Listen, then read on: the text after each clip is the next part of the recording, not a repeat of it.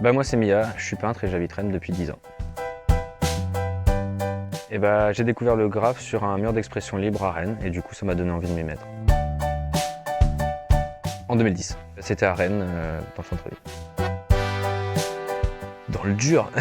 Non, parce que je faisais partie de ce qui s'appelle après les street artistes, tu vois, ces mecs qui sortent d'école et qui vont aller dans la rue. Mais moi j'y allais parce que ça me donnait envie et parce que ça me plaisait, quoi. Mais c'était compliqué au début parce que moi j'avais envie de faire ce que j'avais envie, mais il y avait tout un tas de codes issus du graffiti et moi j'étais pas affilié à ça, donc c'était un peu complexe. Donc j'ai appris un peu dans le dur et puis voilà, ça s'est fait quand même, quoi. Je qualifie rien du tout. Genre les gens me disent ouais ça c'est pur toi et tout, je dis bah c'est gentil mais honnêtement moi je me dis pas ah tiens du bien stylé à la Mia, non. Je découvre des trucs en même temps que les gens je pense aussi. Après t'as un univers qui revient souvent ça c'est sûr mais parce que c'est l'imagerie du moment quoi. J'aime bien la peinture.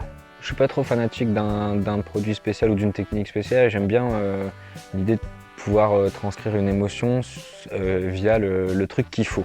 Je bidouille un peu avec de la sculpture, des assemblages et ça te permet de faire passer d'autres trucs et je me dis tiens c'est cool, je fais pas le fanatique sur une technique en me disant bon moi ça c'est mon truc, mais j'aime bien l'émotion de peinture, peu importe la peinture en fait. Un mur, un grand mur.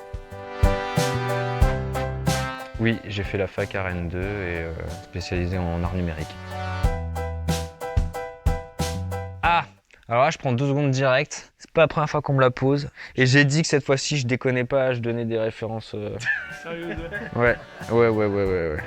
Non, parce que je voulais rendre hommage à d'autres gens, d'autres artistes qui sont pas du tout des peintres. Et c'est vrai que quand on nous parle de notre peinture, t'as envie de donner des références. Bah, le Caravage, moi, il y a Moebius qui est fondateur pour ce que je fais. Les humanoïdes au niveau de leur univers en général. Mais t'as d'autres mecs qui n'ont rien à voir et qui t'influencent vraiment sur plus largement ton art, c'est-à-dire la manière dont tu as envie de bosser et tout. Faut rendre aussi hommage à des gens qui sont pas dans ton art, donc moins évident, moins facile à trouver finalement pour les gens qui cherchent. Donc, mes sources d'inspiration, Moebius et Balkany, les deux pour le style. Il a été question de ça à un moment donné, qu'est-ce que tu peins, tu vois? Quand tu es capable de représenter à peu près ce que tu veux, tu te dis bah merde, qu'est-ce que je vais faire? Et du coup, j'ai choisi les petits moments sûrs d'humanité, tu vois, quand on se regarde dans les yeux, qu'on se capte un peu comme ça. Je connais pas vos vies, mais pendant un instant de seconde, on est d'accord qu'on est dans une réalité, on est vaguement en train de construire un moment tous ensemble, quoi. Le truc, c'est j'essaye de mettre en image les mouvements de l'esprit. J'essaye de bosser les thématiques avant.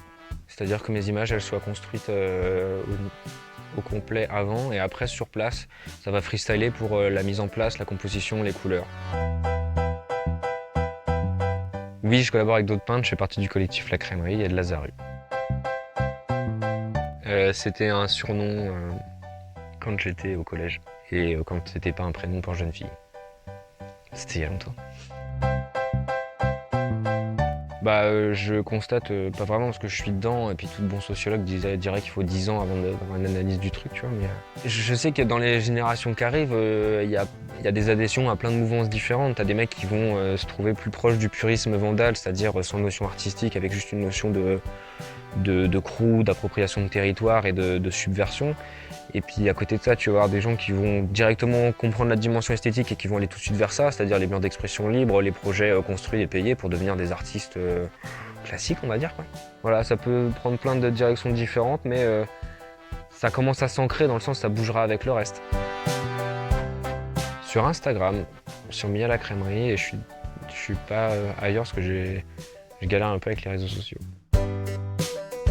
Oui, j'ai une fresque en cours à la fac, un projet d'animation qui va sortir bientôt et on part en Italie très prochainement pour faire de la peinture.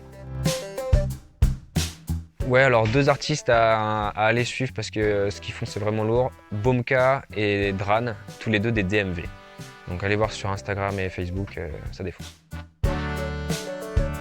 Et les gens du bled ont bien de la chance. Et puis j'espère qu'ils s'en rendront compte. Parce que moi je viens d'un endroit où il n'y avait pas des gens comme vous. Et c'était pauvre dans l'esprit. Parce que je soutiens votre initiative qui consiste à apporter de la culture loin dans les terres. Parce que voilà, c'est ça l'idée.